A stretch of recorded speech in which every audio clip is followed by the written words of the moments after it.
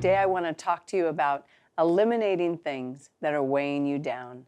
And I know we're talking about losing weight God's way. We've been laughing and we've been lifting weights, maybe if you're doing your workout with Denise online. But I want to talk to you today about weights that you hold on to, that God is saying, hand that to me. You enjoyed this session. I'll be back for some mentoring. Craving and adventure. So many Christians are so bored with their faith. And I was looking at Jesus in Revelation 3:16 when he says, because you were lukewarm, neither hot nor cold, I will spit you from my mouth. And I thought, why are we bored with our faith? Why are we just bored? Why are we not excited about our faith? Because unless we're actually living out our faith, we're not excited, unless we're seeing God use us. And so we think we need to have a ministry, or, yeah, if I could do worship team, and then I would be excited about my faith. If I could be children's minister, or I could be a speaker or an author, or if I had that marriage, or if I had this, and we constantly, instead of realizing this is the only day that we have.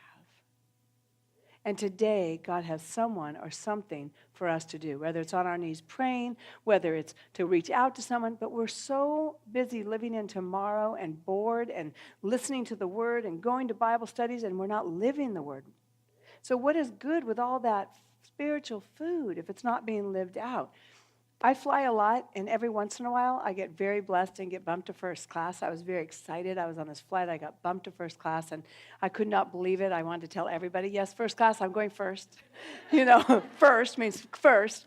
And so, but then when I got there, someone was in my seat, and they were like, I'm so sorry, ma'am. I know we gave you the seat free, but since it was free, we actually ended up selling it to someone else. I'm like, what? I mean, I've been sitting here 20 minutes waiting to go first. And she goes, and the worst of it is, the only seat we have available is the last row in the middle. It's a 5-hour flight. I'm back east. So I'm in the last row in the middle between two overweight men. I'm sitting and smelling the bathroom. It was a lovely seat, just like first class. And so I'm sitting there, and I'm just going to sleep this off, and I'm trying to fall asleep. And I felt like the Lord was urging me that just saying, the man next to you has a daughter that's in trouble. So I'm like this, and I look over, and he doesn't look like he has a daughter in trouble, and fell back asleep. He doesn't look like he has any trouble. And I'm tired, and I'm not in first class. And I'm whining. I'm not happy. And then by the time the food cart got to me, they had no food left. And so I kept feeling like the Lord was going, the man next to you has a daughter in trouble. I kept looking, and finally I was like, okay, I'm sorry, sir. I'd like to go to sleep. Do you have a daughter that's in trouble? And he said, how could you possibly know that? And he started to cry. And he started to tell me how his daughter, who was a virgin that he'd just taken to college, had gotten raped the first week of school. And she was pregnant from the rape. And I was like, oh, my word, oh, my word. And so we ended up talking the entire flight. And by the time we got off the flight, I told him to have his daughter call me. I'd given him a book to give her.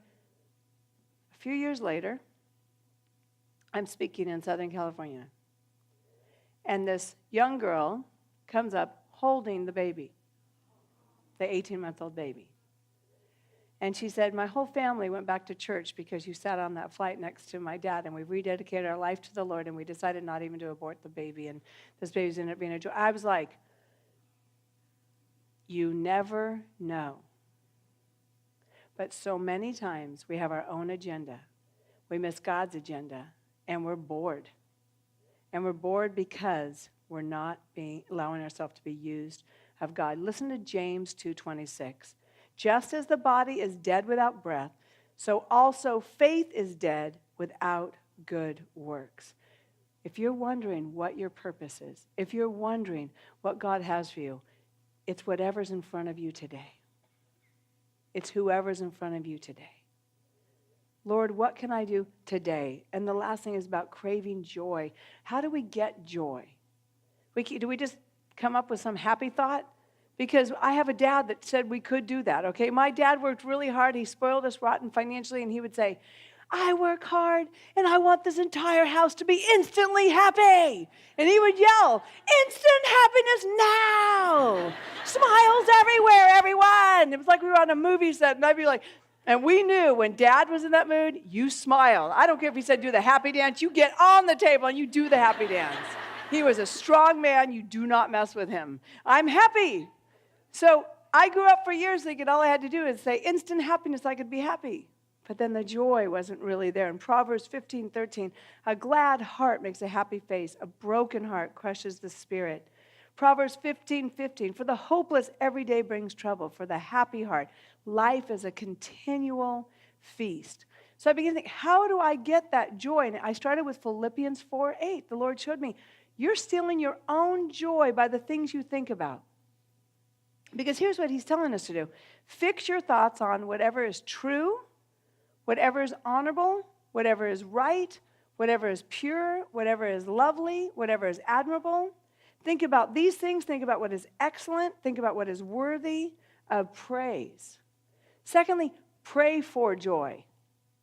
Because when you allow your joy to be stolen, you suck the joy away from everybody else. And we become Eeyores.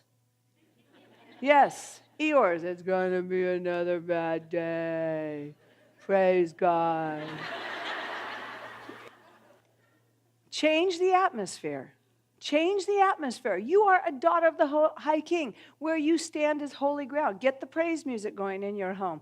Control the conversations. Change them. You don't even have to confront someone to control the conversation. Just stop talking. When my friend and I wanted to take a hot tub a few months ago with some men that were talking inappropriately in this hot tub, we brought our daughters down there and said, no, we're Christians. We're going to change the atmosphere. We went down there and said, so what church do you go to? It changed the atmosphere. They left so fast. And we got the hot tub to ourselves. So neener, neener, neener. You have the power to change the atmosphere. And speak life. Speak it in. Whatever is true. Whatever is admirable. Honor one another. Speak life to one another. Look for things to praise. Now, you may hate 99% of what it is about someone that you live with. It may be so hard. Find the 1% and speak it in. Ask yourself this, do I add or subtract joy from my family, from my friends? Would people say I'm a blessing or a burden? Are they tolerating me or are they celebrating me? Because if you're being tolerated, something's got to change. If you're taking the joy instead of giving the joy, if we're building up or tearing down, if I'm tearing down, then I need to look at myself. Because the woman does set the tone of the home. And in Proverbs 11:25, this is the promise. Those who refresh others will themselves be refreshed. And joy is stolen when you focus on what you're not and when you focus on what the others are not in your life instead of what is true and admirable and praiseworthy. Joy also comes when you bring celebrations into your home and you host people. Now, I'm not a very good hostess, but I have a friend that's the best hostess you could possibly imagine. I call her the Martha Stewart of Christian living. And for 7 years, at the end of my speaking to her, she hosted me at her house. I looked forward to it every year. And I will tell you, after 7 years, she said, I want to come to your house, and I want to have you host me for a week. I was so excited. Martha Stewart of Christian Living was coming to my home personally. I lived in Arizona at the time, and so we were at the airport, and I was just so excited to see her. I said, I can't believe you're here. And we come into the house, and I bring her to the guest bedroom, and she goes to put her stuff down, and she's looking at my sheets, and she notices that they're dirty, and she says, Sherry, have you ever washed the sheets in your guest bedroom? I said, you're supposed to wash the sheets? They only slept there once. I didn't know. And she's like, do you have any laundry detergent? I said, I do. And you know what? You're so good at doing laundry and making beds. Would you strip my sheets? And would you wash my? And I'm sitting there dancing around, all excited that my friend's there doing my laundry and making my bed. I'm literally like a puppy. You think you want to take me home till I pee on your carpet? Well, that night she went to bed, and you can imagine what she's thinking. She's thinking, all these years. But then God got a hold of her, and so she woke up in the morning. She said, I went to bed pretty angry at you last night. But she said, then God reminded me that you raised yourself and didn't have parents to raise you. You didn't have a mom. I was a latchkey kid when no one was a latchkey kid, and I was the only person in my class that had divorced parents. She said, I was raised with a godly, loving home, and I was taught how to host. So I want to share my gift with you, so get a pad of paper and pen now. Today I am a good hostess, and today I teach young girls how to be hostesses. See, if she had only focused on what I wasn't, she would have missed out on the encouragement I am to her, the times I've prayed with her, the times that she's been depressed and I've spoke life to her. Yeah, maybe my sheets were dirty, but when her heart was feeling heavy, God used me to lift her up. When her kids needed a word of encouragement, God used Aunt Sherry to come in and speak it into their lives and help change their destinies. Yes, and now we both understand to appreciate each other. She's learned how to be more encouraging. I've learned how to be a tiny bit cleaner. 1 Corinthians, I'll close with this. God works in different ways, but it's the same God who does all the work in all of us. I hope that this message blessed you. I hope that you will stop focusing on what you're not and what those you love are not. I pray that you will focus on what's trustworthy, what's true. Focus on what is admirable.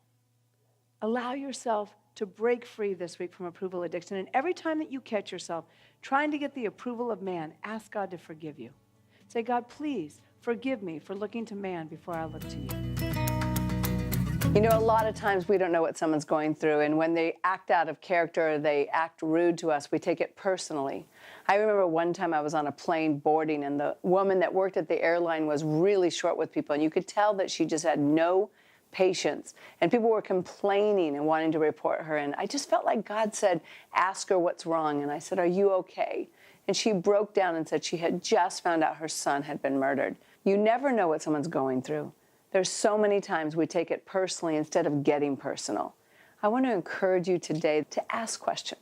Just like when we go to a doctor and he asks us our symptoms so he can help us. That's something that you could be a gift to your loved ones by asking questions. Let me pray for you. Dear Jesus, I pray that you would give us your perspective on people. I pray that you would help us not to take other people's pain or problems personally, but that you would anoint us to be able to minister to them as you minister to us. I pray, God, that we would be your light in darkness wherever we walk today. In Jesus' name. I'll see you tomorrow for some more chocolate for your soul.